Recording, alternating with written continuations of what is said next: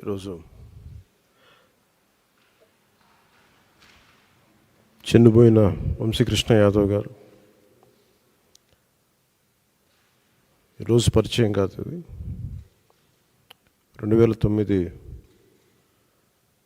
నేను యువరాజ్యం అధ్యక్షులుగా ఉన్నప్పుడు ఆ రోజు నుంచి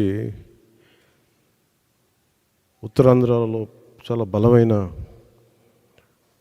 యంగ్ లీడర్, డైనమిక్ లీడర్. ఆ రోజు నాకు ఆయన ప్రత్యక్షంగా ఆయన చూశాను ఆ రోజున. సో యువరాజ్యంలో ఆయనకి ఆ రోజున ఆయన ఆహ్వానించడం జరిగింది. కోఇన్సిడెంటల్గా మళ్ళీ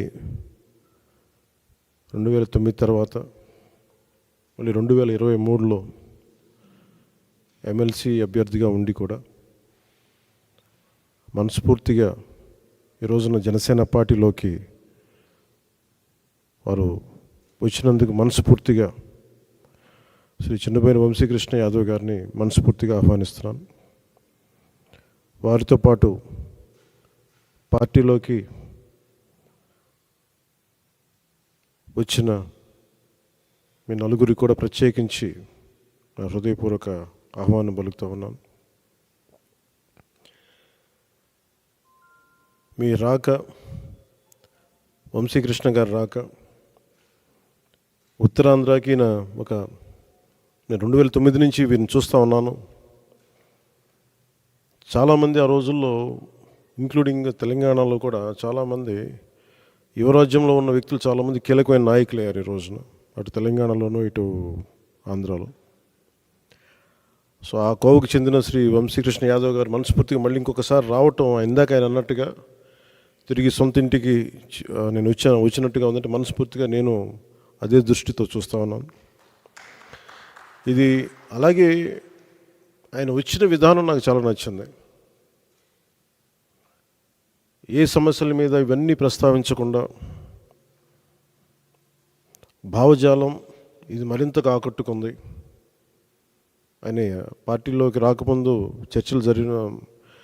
చర్చల మీద నేను అర్థం చేసుకుంది. వైఎస్ఆర్సీపీ పాలన గురించి, వీటి గురించి ఏమి కాకుండా నేను ప్రత్యేకించి ఇంతకుముందు ఎట్లాగైతే ఆకర్షితున్నాయి, నేను 2009లో వచ్చాను. అది కూడా చాలా స్వల్ప తేడాతో ఓడిపోయారు విశాఖ తూర్పు నియోజకవర్గం నుంచి. 2014 కూడా అదే పరిస్థితి. కానీ పోటాపోటీగా మళ్ళీ ఎమ్మెల్సీ ఎన్నికల్లో పోటీ పడి గెలిచి ఆ విజయం మరి ఇలాంటి బలమైన నాయకుడిని జనసేనకి మనస్ఫూర్తిగా ఇష్టపడి వచ్చినందుకు ఇంకొక మారు మనస్ఫూర్తిగా ధన్యవాదాలు తెలుపుకుంటూ, ఏ నమ్మకంతో అయితే జనసేనలోకి వచ్చారో మీకు మనస్ఫూర్తిగా నేను వ్యక్తిగతంగా పార్టీ పరంగా భరోసా ఇస్తున్నాను. మీకు అండగా ఉంటాం.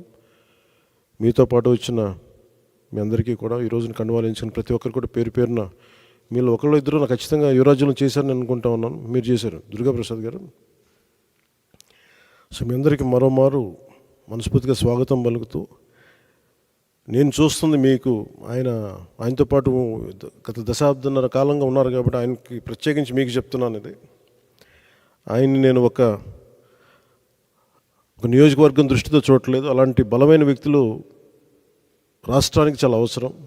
రాష్ట్ర స్థాయి నాయకుడిగా ఆయన ఎదగాలి. మనస్ఫూర్తిగా దానికి నా వంతు కృషి నేను చేస్తానని మీకు తెలియజేసుకుంటూ, ఆయన నమ్మి మీరు ఇంతకాలం ఆయనతో ఉన్నందుకు మీరు మనస్ఫూర్తిగా భవిష్యత్తులో ఆయనకి మంచి భవిష్యత్తు వేసేలాగా పార్టీ చాలా నిర్మాణాత్మక చర్యలు తీసుకుంటాం.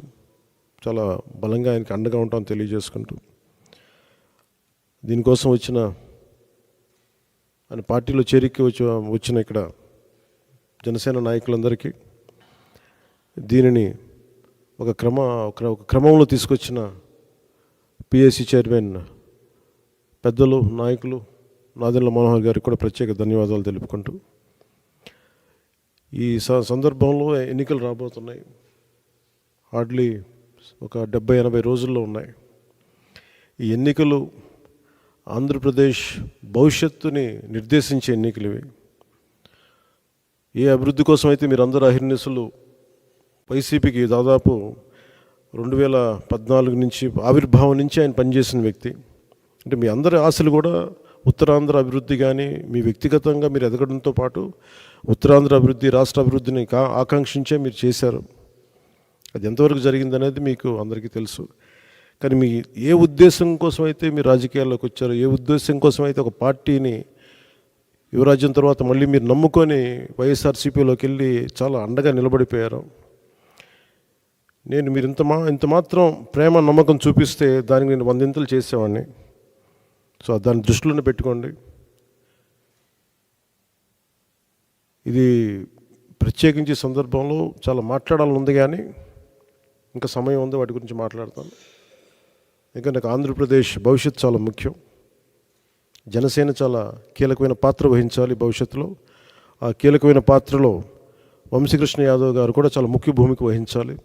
దానికి నా వంతు కృషి చేస్తామని తెలియజేసుకుంటే మీ అందరికీ ధన్యవాదాలు తెలుపుకుంటూ సెలవు తీసుకున్నాను. జై జనసేన, జై హింద్.